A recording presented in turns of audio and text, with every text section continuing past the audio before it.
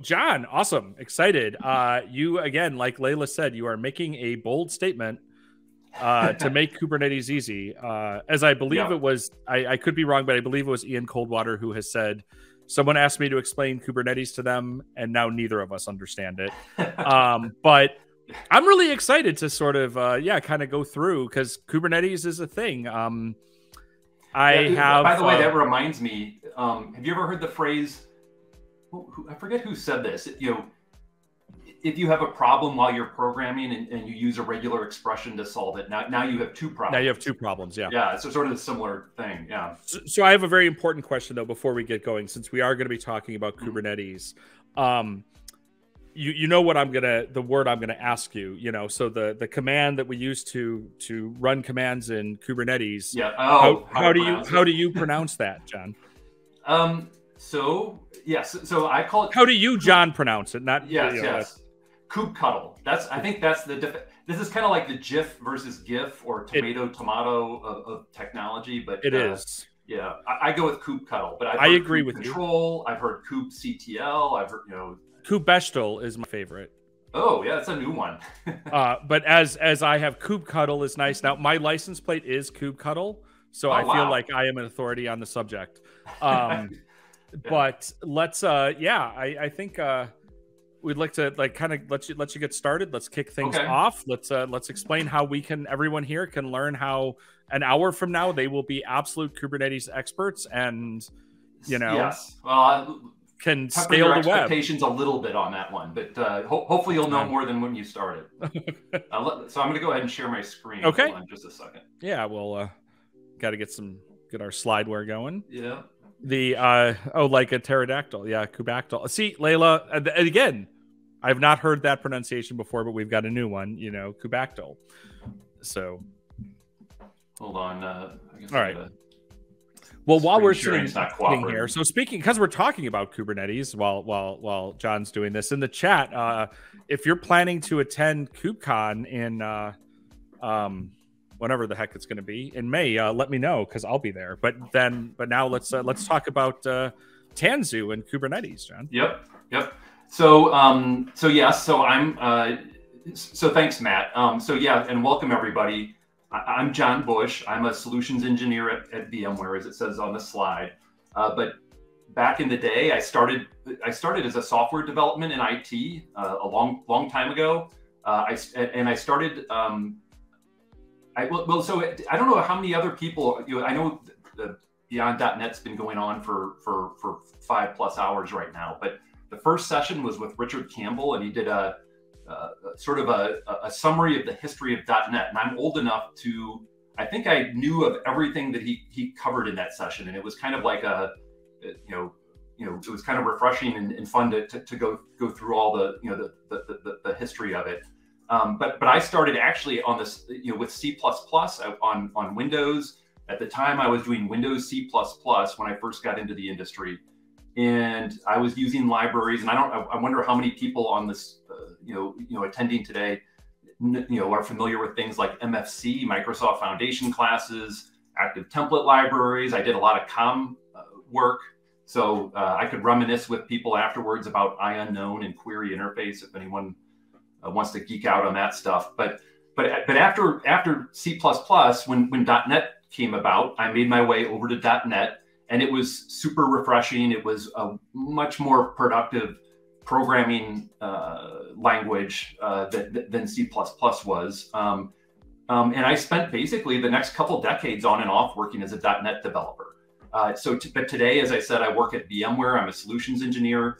I work with our Tanzu software portfolio, which is sort of all about containers and Kubernetes. And today, I guess what I'd like to talk about is one of our newest product. It's called Tanzu Application Platform. And if you guys don't mind, I promise not to do a whole lot of slides, but I do have a few just to sort of set the stage. And then, my intention here is most of this should be just live product demo and showing you how everything works. And maybe we'll even use, I don't know, how do you pronounce, maybe we'll do a little kubectl, or I forgot how you pronounced it, Maddie. But well, the way Layla pronounces it is kubectl, like Kubactyl. Oh, okay. Kubactyl. Like Kubactyl. the dinosaur. Yep. Yep. Okay, that's a good one too. So again, I'm not going to read this slide, but the point being is that, so this slide just shows that they've surveyed a bunch of organizations that use Kubernetes, and they found that Kubernetes offers a lot of benefits. And by the way, so I'm sort of presuming that the audience knows what Kubernetes is. Just briefly, Kubernetes is a container orchestration platform. That means you can take your application once you've built it into a container. So if you've used Docker at all, you've used containers, and if you take your application once it's been containerized, you can deploy it into a cluster of servers, a Kubernetes cluster, and run it there. And what you see on this slide are a bunch of the benefits that organizations have said that they derived from using Kubernetes. And I would say, just speaking personally, I think my favorite thing from again, because I come from a developer background, but my favorite thing about using Kubernetes as a developer is that if you write your application for Kubernetes, it will run everywhere Kubernetes runs. And the nice thing about that is Kubernetes works pretty much anywhere. So if you write your app on Kubernetes, you can run it in the cloud, you can run it in your company's data center, you can run it on your development PC, et cetera, et cetera. So it makes it very easy to move your application from environment to environment. So everything's rosy about Kubernetes, right? And that's not quite the case. As you could tell from some of the joking with Maddie and Layla at the beginning, Kubernetes is complicated. There's when you're first using it, there's a fairly steep learning curve. Obviously, as a developer, if you're a developer, your primary responsibility is to build an application. So you're going to spend most of your time, and you should spend most of your time probably writing code. That's your, your number one priority. However, if you're going to deploy that application then on Kubernetes, there's some more things you need to do. First, as I spoke about a minute ago, you have to containerize your application. That's another one. I'm not sure. I might have just invented the word containerize. But you could be proud, but you did not.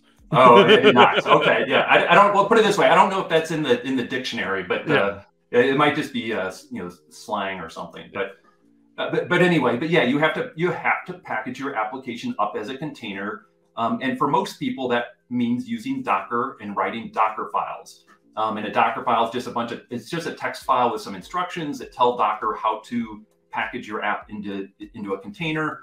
I imagine a lot of the people attending today have done this and probably are comfortable doing it. And that's, and it's usually not too difficult, but I think it is difficult. It's not difficult to get it to work, but it can be difficult using Docker files to build a container sort of optimally. There's a lot of little tricks and that you need to do and there's some black magic. There's some weird things I always thought in Docker files where you have to, each line in the Docker file that modifies the container creates a layer. And if you want to make sure a bunch of stuff is in the same layer, you end up concatenating a whole bunch of commands together. Anyway, it's just kind of a pain in the neck.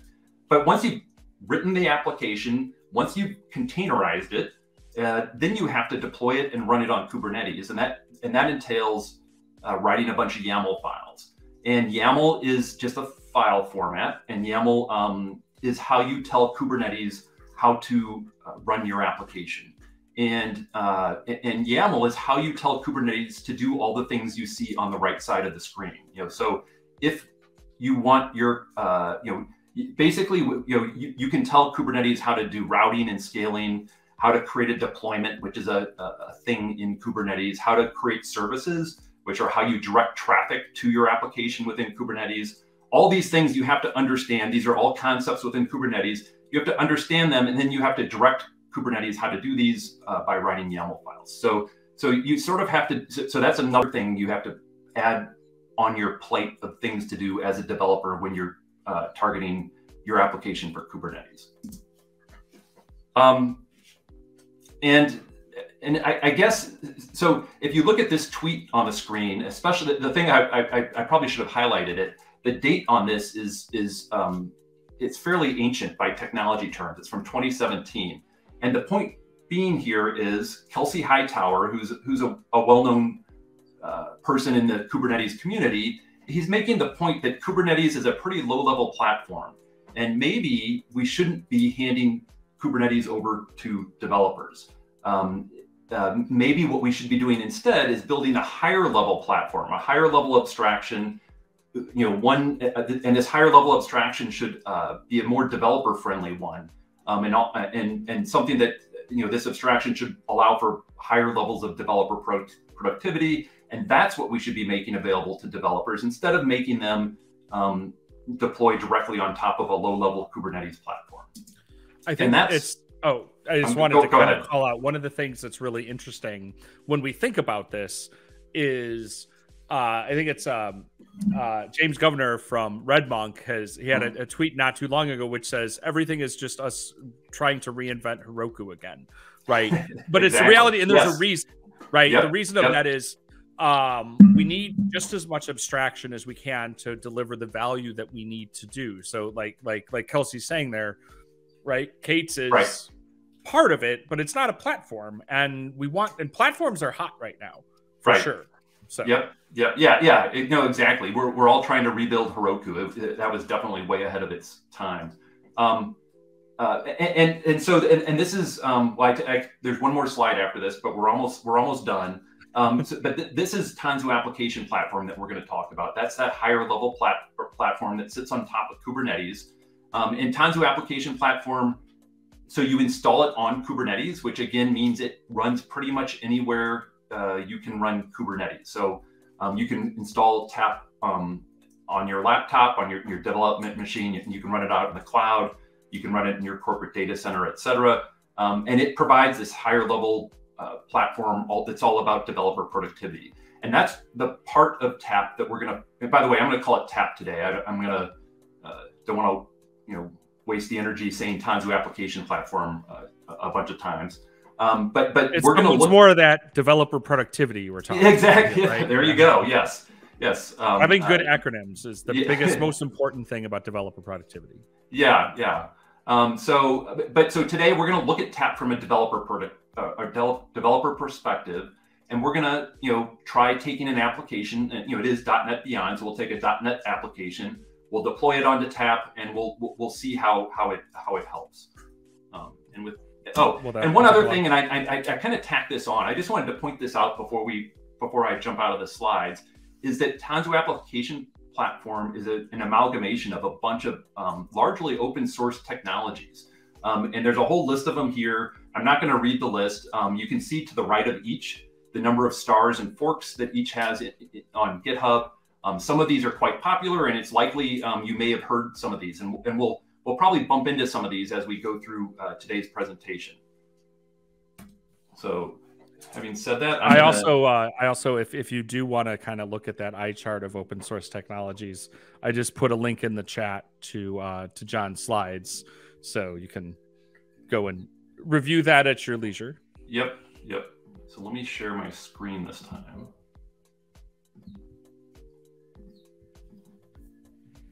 All right. Can you guys see my terminal? You can now. All right. Awesome. Fantastic. All right. So my intention from here on out is to, as we said, I'm going to pretend I'm a developer. I'm a .NET developer, and I'm building an app. John, you're not pretending you're a .NET developer. You are. Come on.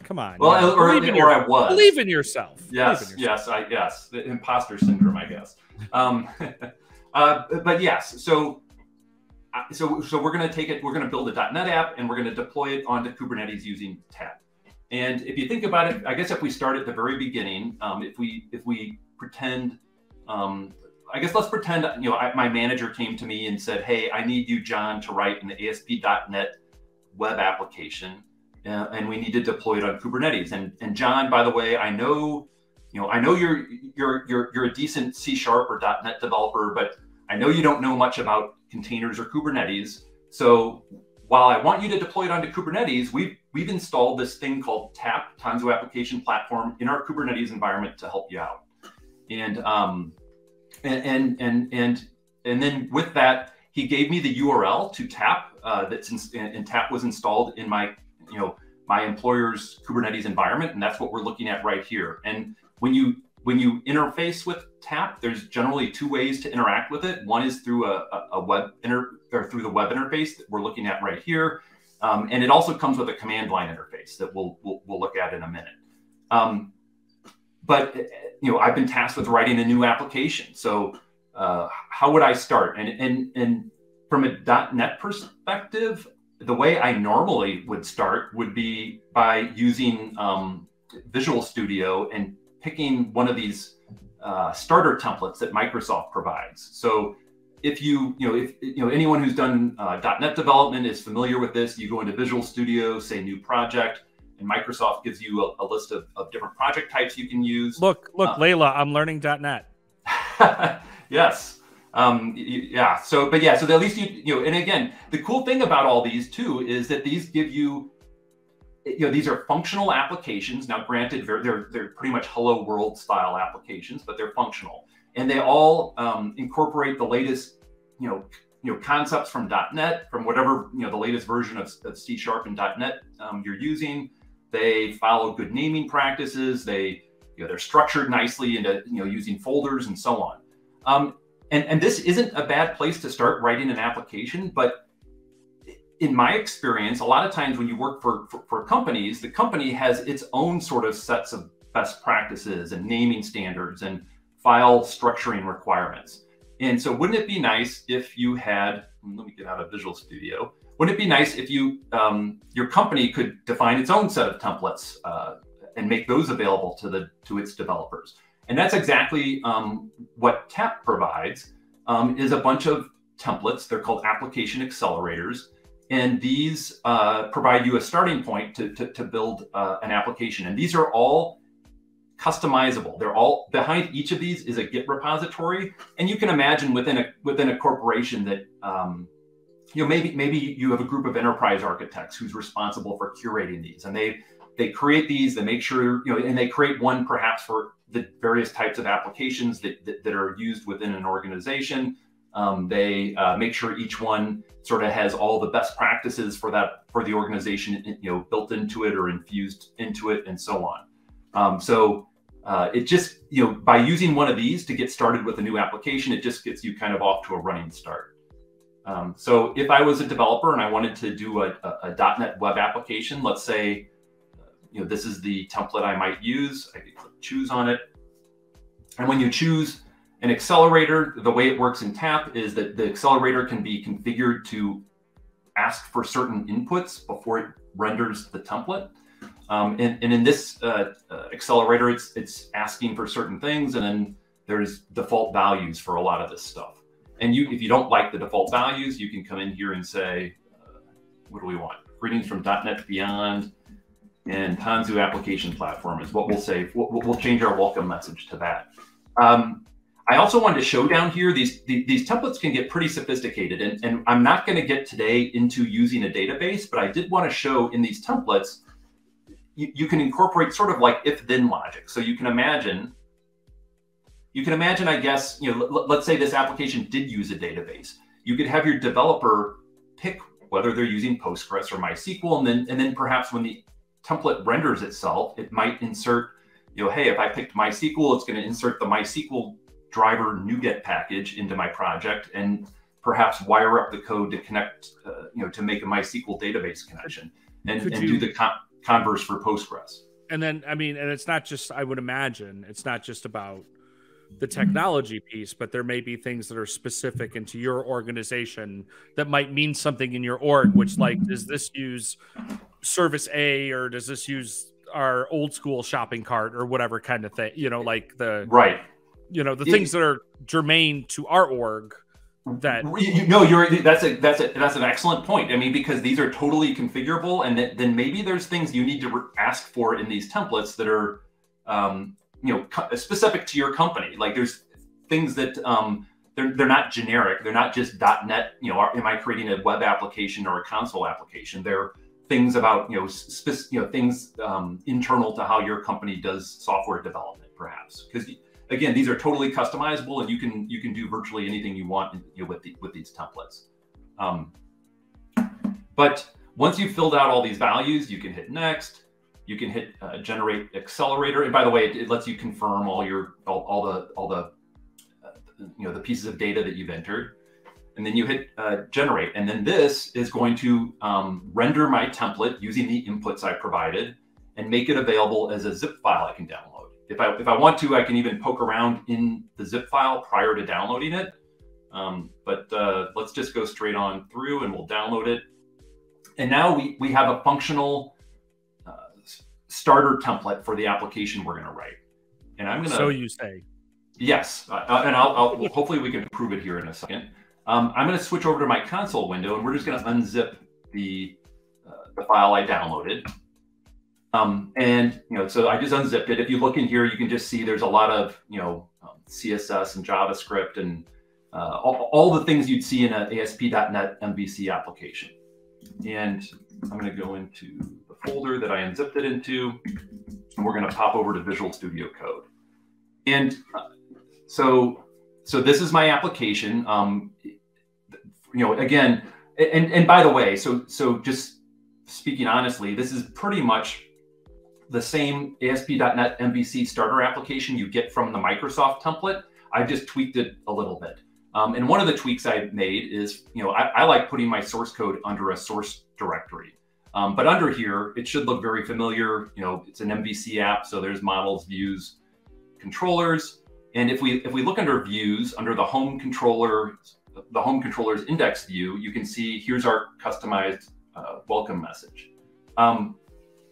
So again, I'm a developer. I'm starting work on this.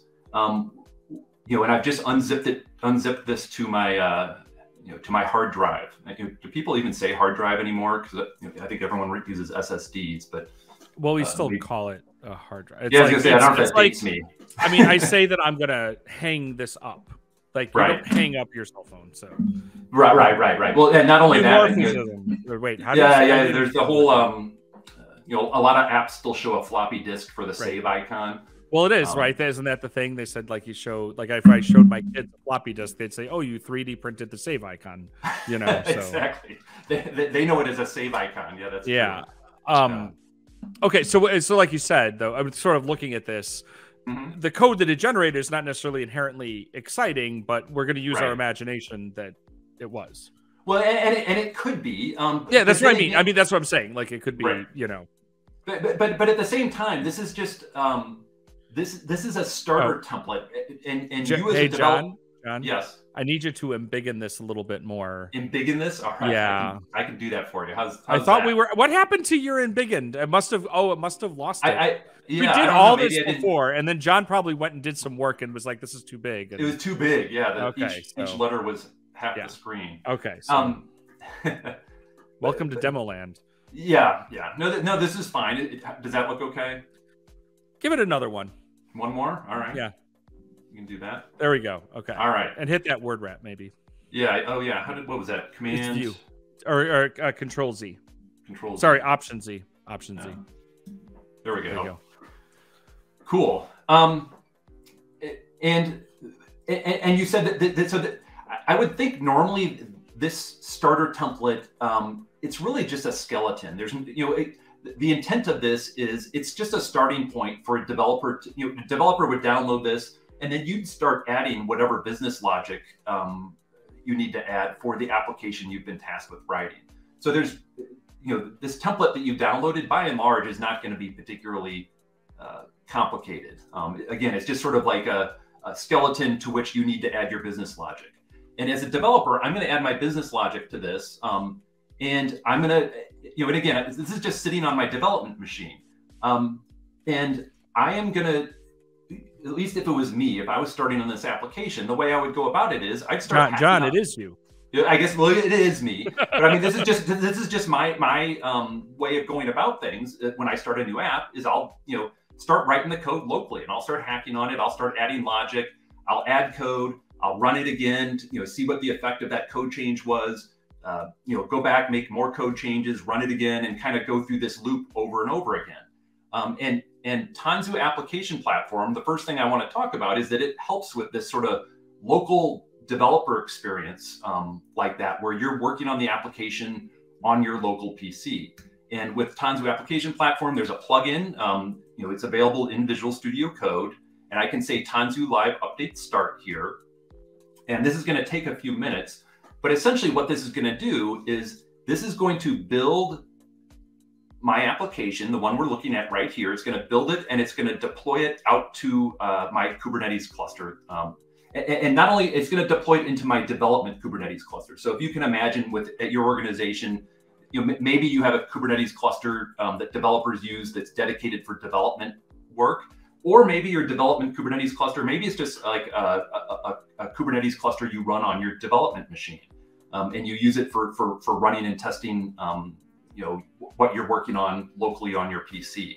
But the point of this is, because I could easily just run this app normally, just locally on my PC as a normal .NET app, but when you use tap to do this, it's going to build it, it's going to package it into a container, and it's going to deploy it into your development Kubernetes cluster. And the whole intent of that is, this application ultimately is going to go to production on Kubernetes. So there's a lot of benefit to developing it on Kubernetes as well, because you want, if you keep your development environment as consistent as possible as your production environment, or with your production environment, you're less likely to run into issues when you move your app from environment to environment. So when you're running Kubernetes locally here, is this like a local implementation of Tanzu, or is it like running Minikube, or?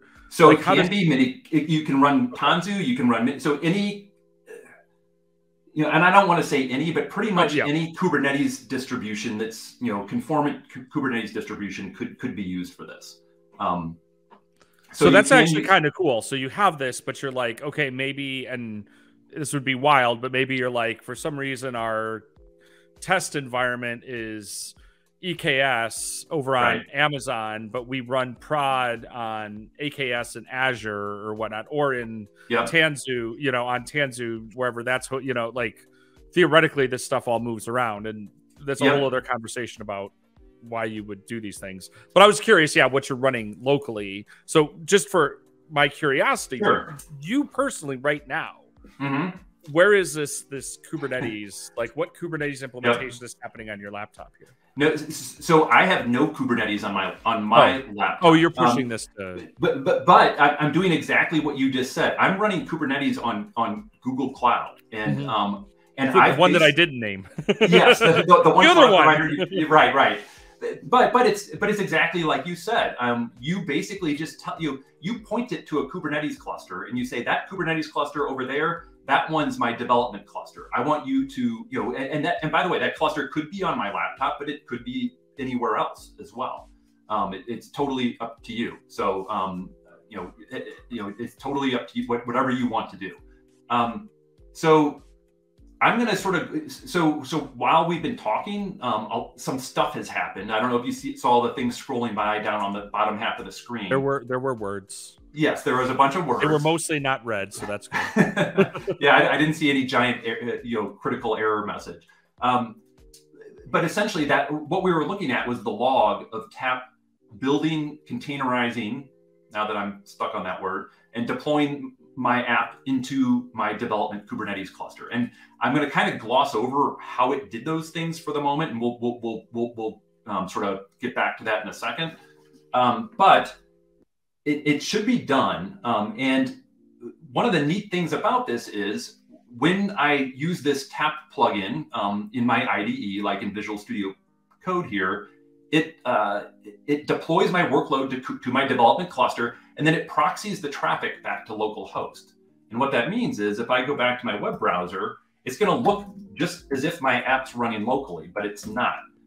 So if I hit localhost 8080, this is my application. This is essentially this is the running version of that template that we built, and it's running out in Kubernetes, despite the fact it says localhost over here. And this is where just to show a little bit behind the scenes, if I do kubectl git how is it doing that redirect from your localhost to magic? No, So two things. If I look at the, let me just show, and this is, what's the pterodactyl version of kubectl? Kubectl. Kubectl. If you use kubectl, and so we're sort of diving down and looking at what's going on inside of Kubernetes, you can see in my dev namespace, which is the namespace I'm using on my Kubernetes cluster for my development work, that I have a pod here running. And this pod's been running for 2 minutes. And this is where this particular application is running. So now, how it's being... Okay. I was going to ask you, so like, does that template, like when you gen all that stuff, does it create like a kube config or something like that that's in your project file? So when you're running kubectl here, it knows how you're configured, or? Well, sorry, I'm getting a little into the weeds of. Well, I'm curious how this is working.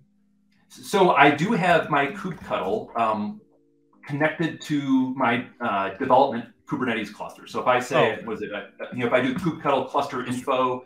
But that wasn't done with the accelerator. That was how you. No, this was me setting up my environment prior to doing that. Got it. Okay. Yeah.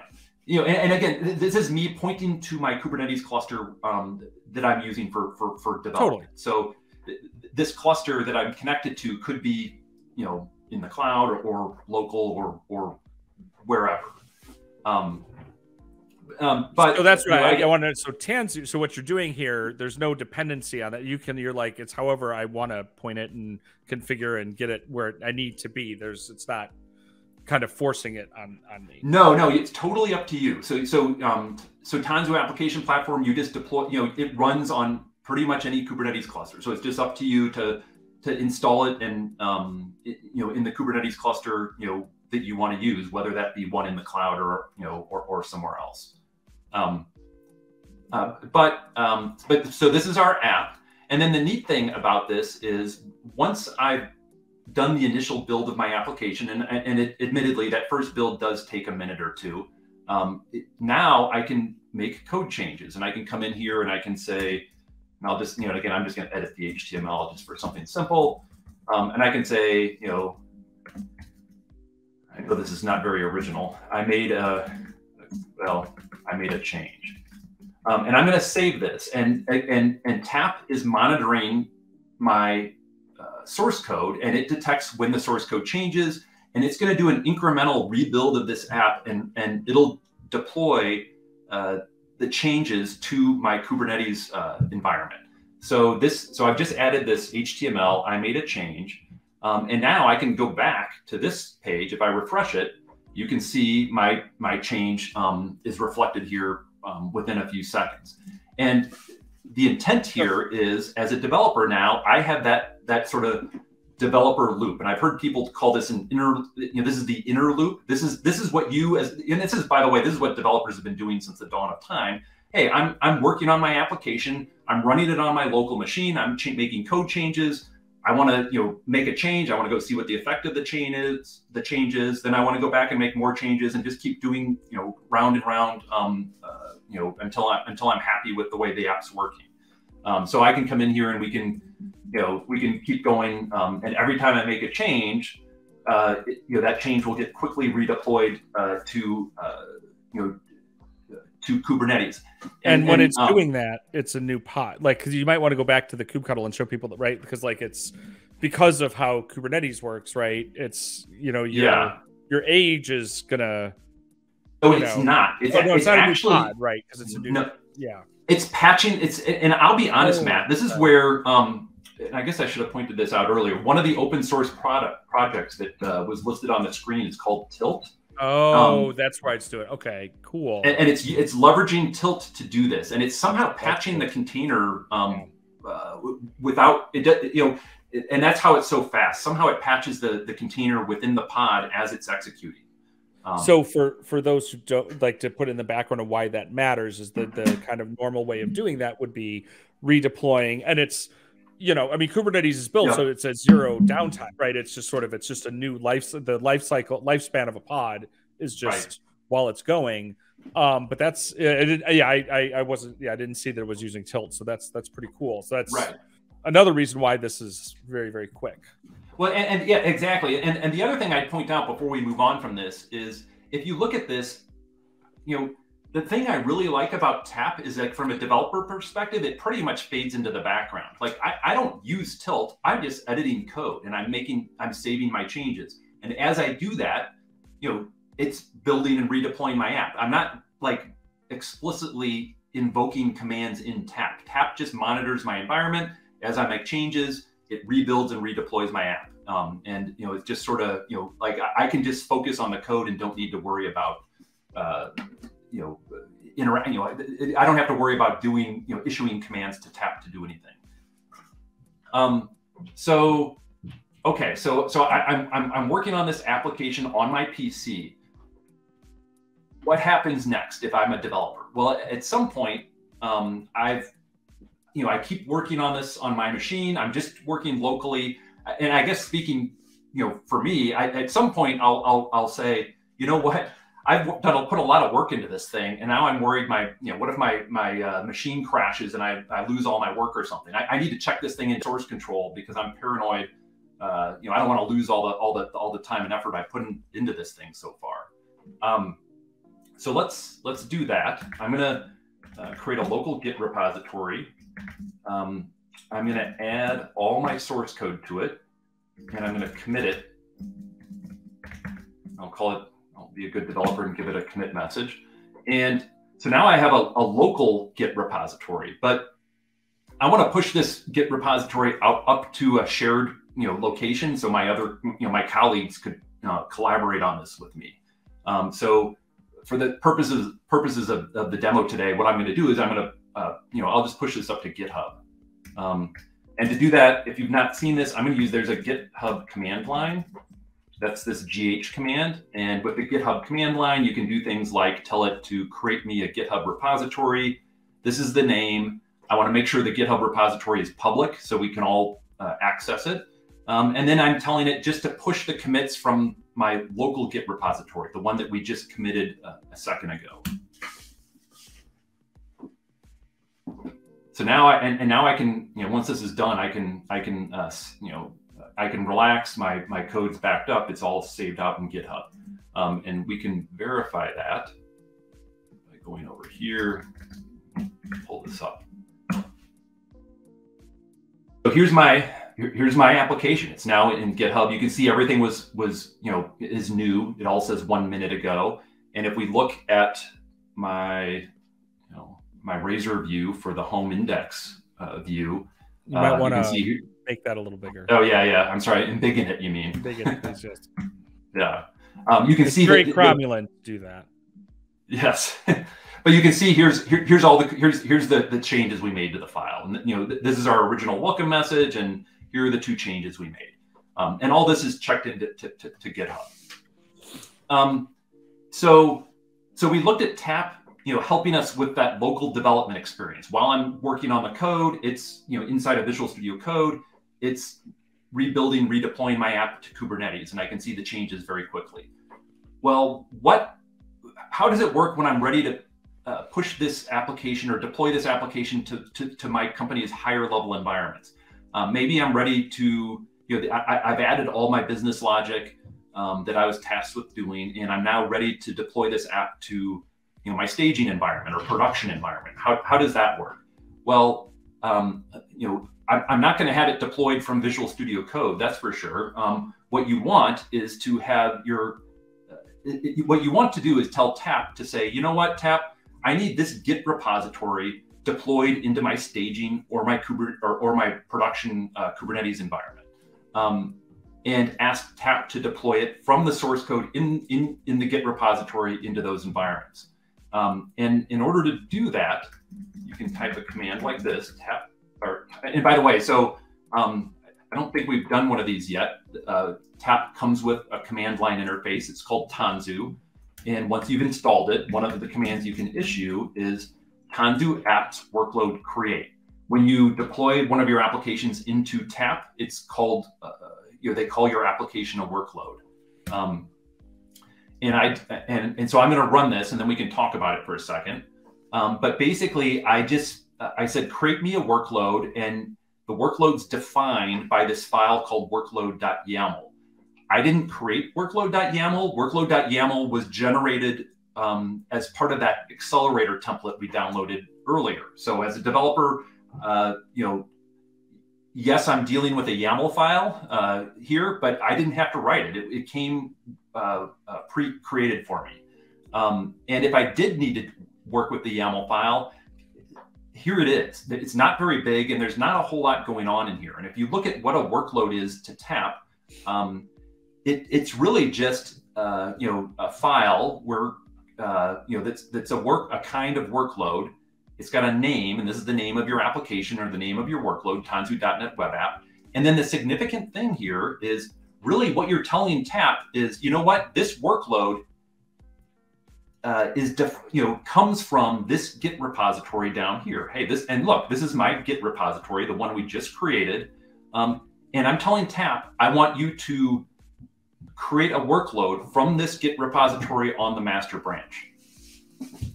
And when you do that, TAP now will start building I just said it again, containerizing that application and deploying it into my higher level environments. And if we go over to the TAP GUI, the web interface, I can come in here and we can actually visualize what's going on with my application that I just, when I created that workload, this is where you can visualize the steps that TAP's going to take to basically convert your application from source code in that Git repository to running application in a Kubernetes cluster. You can see that these are the sequence of steps that occur. The first one is there's a source provider. This is basically watching the Git repository. What it does is it emits the commit or the commit hash of the latest commit that changed in that repository. It sends this to a step called the image builder. And this is sort of where the magic happens in TAP, or a lot of the magic. This is the step where it's going to, and so if you think about it, this image builder, we're telling it the Git commit it needs to build an image from. So it's going to go pull down all the source code from that Git commit. It's going to build it. It's going to package it into a container and store that container into an image registry. And then it's going to, as output, it's going to spit out the URL of the container it built. So it's kind of interesting that the image builder takes essentially source code as input and creates a container as output. And this is a container just in an image registry. And then the rest of these steps, without going into detail, are essentially going to take that container and deploy them into Kubernetes. Does that make sense, Maddie? No, totally. And that's, so when you've got that built into there, so it's again this idea of this supply chain, right? Like it's yep. As we're moving the pieces along, and I think it's pretty cool because again those abstractions are coming in, which is I don't necessarily have to understand this, and it's not a matter of like being smart enough to understand. This is actually just the reality of the complex systems that we live in. This idea of you can do everything it's just too much. And I do understand that full stack means something different in the JavaScript world, but we're at a .NET conference, so it's okay. Right. But as my friend Paul likes to say, oh, you're a full stack developer. When was the last time you wrote a device driver? Right. Yeah. so we want to be T-shaped and M-shaped. You should understand what Kubernetes does, but unless you're, going for your KIA or, you don't have to be a Kubernetes admin. And we focus on the thing where our expertise provides the value. And for all of us, it's different. Yeah. Hey, that's very, very well said. And I agree. I don't even think this, with something like TAP, it does mean you don't need to get down into the gory details and idiosyncrasies of Kubernetes to a large degree. That doesn't mean that you'll never need to understand Kubernetes deeply, or at the very least, maybe what it means is most developers in an organization don't need to understand Kubernetes deeply. But it is good to have a few around in case like anything else, if something were to go wrong or something's not acting properly, at some point you do need to sort of dig into it more deeply. It's helpful to understand it, have like what I would put it at the level of familiarity, right? Does it mean that you have to know how to build and configure and do all these things? No, but you should understand the ideas of pods, right? Like, and what are these? Why, especially at the container level? And actually, I'll try to find the link. I don't have it offhand, but there is what basically everybody needs to like be familiar with. The Child's Guide to Kubernetes. The CNCF actually has the kids book, and it's phenomenally awesome. And it's a really good way for adults to just get your hands around like what's the gist, right? It's like Fippy goes to the zoo. I think I'm gonna while you're wrapping us up. I think I've heard of it. Yeah, I forget the name exactly, but it's called Fippy Goes to the Zoo. Yeah. Yep. So I will drop a link. No, but I think that's an excellent point. And by the way, the other thing I'd add is even if you are the world's biggest Kubernetes guru, something like TAP saves you from the hassle of dealing with Docker files and YAML files and makes you more productive as a developer. And it kind of automates a lot of the things that even though you knew how to do them, you'd have to be manually doing all that work, even if you knew how to. And this sort of takes that off your plate. And again, the whole point of TAP is, hey, developers, you go focus on the code. That's what's really important. And to be honest, that's what I like doing the most. Some of this other stuff is just a necessary evil a lot of times, getting your app deployed. But the thing I enjoyed about being a developer is writing the application and working in the code. So anyway, so this supply chain shows that it ran and it delivered our application into Kubernetes. And one other way we can check on the status of the app is by doing Tanzu apps workload get and giving it the name of our workload. And this is going to show that our application is running, and this bottom line says that it's ready. And the interesting thing is, by the way, here is our application has been deployed and it's running out in Kubernetes in a Google Cloud Kubernetes cluster, and it's been assigned a URL automatically because this is a web application. And it's basically telling me now, hey, if you go to this URL, you can pull up your web application. So I can take this,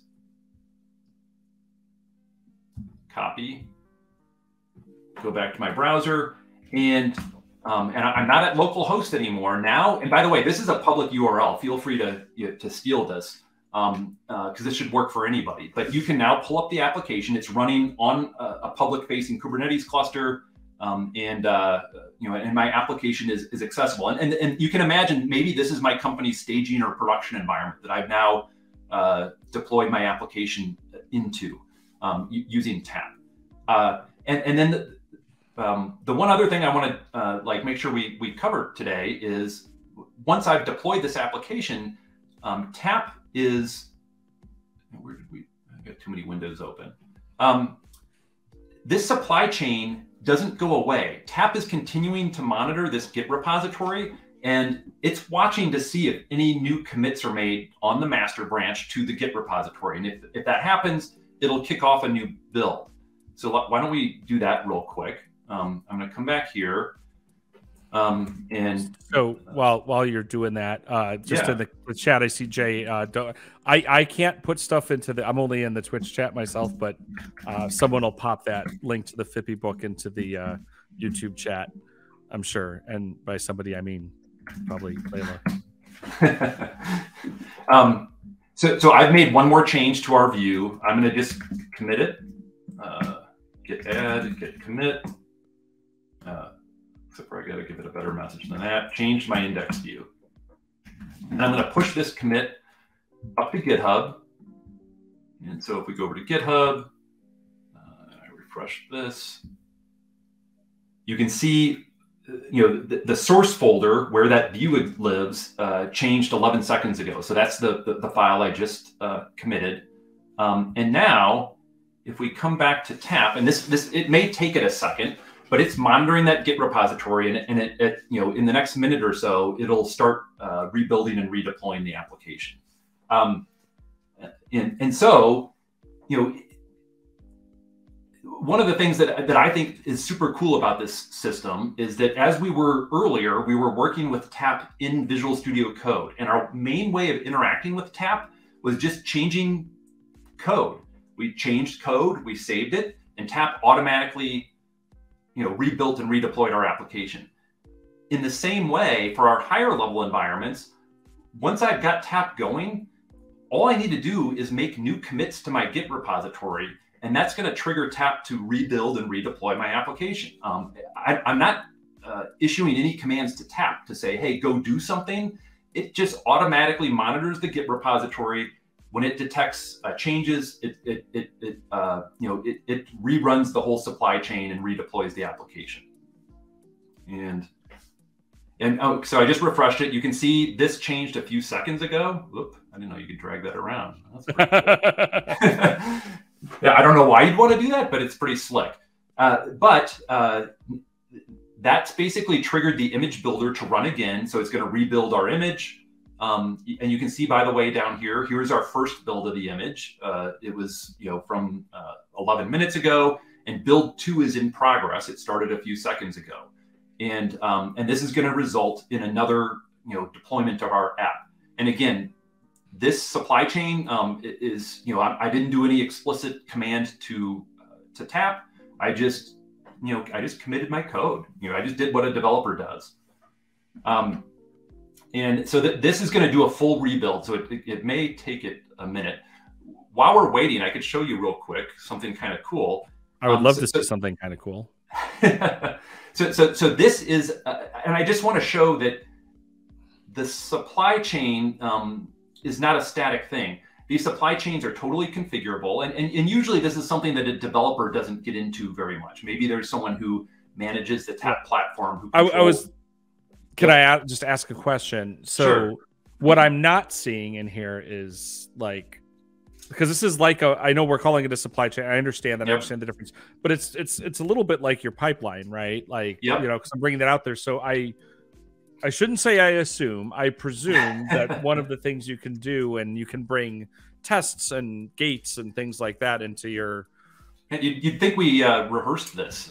So you think I might have worked for a competitor at one point, exactly, and know how these things work. So the other thing is, if I didn't make it clear from the get-go, is that Tap works with a variety of programming languages. It's not .NET specific.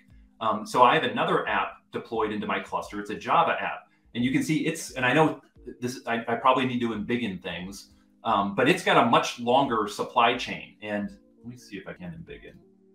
But you can see it's running tests on the source code. It's running security scans on the source code. It's also running image scans on the container image once it's built. So point being is these supply chains are customizable, and they can you can pretty much get them to do anything you want. And you're right, Maddie.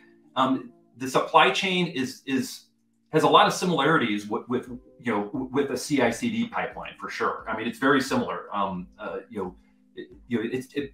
But most of these supply chains, what they do though is they take source code as input, and they create and they have a running application at the end of the pipeline.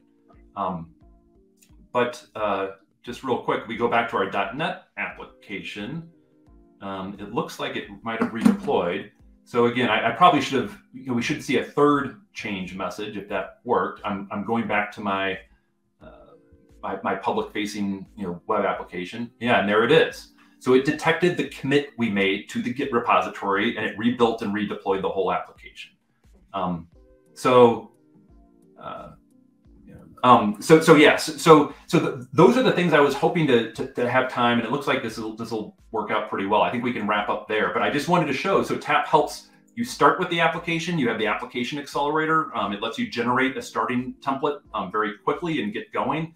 Then you have that local dev experience, for example, in your IDE, like we saw with Visual Studio Code. And then it also helps with, with deploying your app to higher level environments like staging and production by taking the source code out of your Git repository and deploying it all to Kubernetes. And by the way, other than showing you what was happening under the covers, Maddie, I don't think we really didn't talk about Kubernetes a whole lot. This Tap does, kind of insulate you from that to a large degree. Yeah, absolutely. We'll just wrap up. We did have the one question in the chat, which I think we covered. I just want to kind of clarify, which is the question was adding testing into that. And I think again, where we saw that image scanner, that was one example, but it's to go back into that, that's, you know, again, you got yourself a little bit of a more complex piece. So pretty much anything you can run, right? You know, so right. if it's a, you know, JavaScript or whatever, if you can want to run stuff, you know, maybe you have a Mocha test or something that runs. If you've got you know, various all the kinds of things you might care about, you know. Right. It's just like your CI/CD pipeline. Yeah. So you can, and by the way, you can get this to interoperate. So if you use Jenkins or other CI/CD or CI tools, you can have this interoperate with those. Is there like some kind of, you know, like with GitHub Actions or something like that, or, you know? Yeah, you can get in here and you can get into the supply chain pieces and cool. and customize them to do virtually anything. Very cool. Very cool. Well, awesome, John. This has been great.